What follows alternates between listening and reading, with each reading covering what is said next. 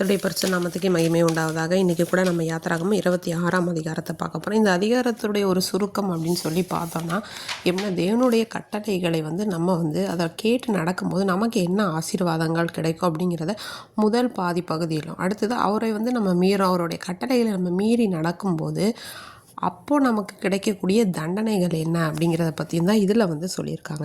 இப்போ நம்ம தேவனுடைய கட்டளைகளை நம்ம ஏற்று நடக்கும்போது அந்த ஓய்வு நாளை எல்லாம் பரிசுத்தமாக அவருடைய கற்பனைகள் கைகள் நம்ம நடக்கும்போது ஏற்ற காலத்தில் என்ன பண்ணுவார், தேவன் மழையை பெய்ய பண்ணுவார். மழை அப்படிங்கிறது ஒரு ஆசீர்வாதத்தையோ இல்லை நம்முடைய தேவைகளை தேவன் சந்திக்கிறதையோ நம்முடைய வாழ்க்கையில் அவர் செய்கிற எல்லா நன்மைகளையுமே குறிக்குது. அதன் மூலமாக நம்முடைய வீட்டில் உள்ள எல்லா காரியங்களும் பூமி தன் பலன், வெளியில் உள்ள மரங்கள் கனியை கொடுக்கும் அப்படின்னு சொல்லியிருக்காங்க. தேசத்தில் சமாதானம் வரும், அந்த மாதிரி சொல்லியிருக்காங்க.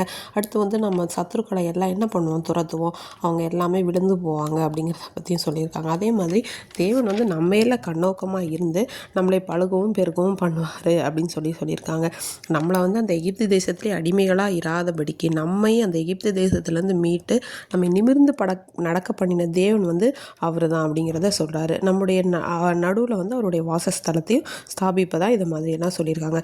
ஒருவேளை அவருடைய வார்த்தைக்கு செவி கொடாமல் நீங்கள் அவருடைய கற்பனைகள் எல்லாம் கீழ்ப்படியாமல் அவரோட உடன்படிக்கை நம்ம மீறி போகும்போது அவர் என்ன பண்ணுவார்னா, நம்முடைய இருதயத்தில் என்ன பண்ணுவார்னா, ஒரு துயரப்படுத்துக்கிறது கூடிய திகில், அப்புறம் நமக்கு ஒரு காரணமே இல்லாத ஒரு பயம், அது இல்லாமல் நம்முடைய வேலைகளில் நஷ்டம் அப்படின்னு சொல்லி பலவித காரியங்களை என்ன பண்ணியிருக்காங்க சொல்கிறாங்க. அது இல்லாமல் நம்ம சில நேரங்களில் நினைப்போம், கடவுளில் என்ன நம்ம வல்லமையினால இதை நம்ம பண்ணிடலாம், நம்ம பலத்தினால இதை பண்ணிடலாம். ஆனால் தேவன் என்ன பண்ணுவார்னா, நம்முடைய பலன் விருதாவாக போகக்கூடிய அளவுக்கு என்ன பண்ணுவார், தேவன் அதை ஒரு வெண்கலத்தை போல ஒரு ஒன்றுமே இல்லாதபடி ஆக்கி போடக்கூடிய வல்லமையுள்ளவராக இருக்கிறாரு. அதனால் அவருடைய கட்டளைகளுக்கும் அவர் நமக்கு என்ன உடன்படிக்கை பண்ணினாரோ நம்ம அதில் இருக்கும்போது அவர் நம்மோடு கூட இருந்து என்ன பண்ணுவார், வழி நடத்த வல்லவராக இருக்கிறார். இப்போது ஒருவேளை அவருடைய கட்டளைகளை மீறிட்டோம், அதன்படி நடக்கலை அப்படிங்கும்போது அவர் நம்மளை மன்னிக்கவும் வல்லவராக இருக்கிறாரு அப்படின்னு சொல்லிட்டு 42வது வசனத்துலேருந்து சொல்லியிருக்காங்க. அதாவது யாக்கோபோடு ஈசாக்கோடு ஆபிரகாமோடு பண்ணின உடன்படிக்கையை நினைத்து தேசத்தையும் நான் என்ன பண்ணுவேன், நினைப்பேன் அப்படின்னு சொல்லிட்டு நீங்கள் உங்கள் தண்டனை எல்லாம் நீங்கள் பண்ணதெல்லாம் நீங்கள் என்ன பண்ணுங்கள், ஒத்துக்கிட்டீங்க அப்படின்னா நான் என்ன பண்ணுவேன், உங்களை வெறுமையால் நான் விட மாட்டேன், உங்களை வெறுக்க மாட்டேன், கைவிட மாட்டேன், நான் உங்களை நினைவு கூறுவேன் அப்படின்னு அடுத்தடுத்த வசனங்களை சொல்லியிருக்காரு.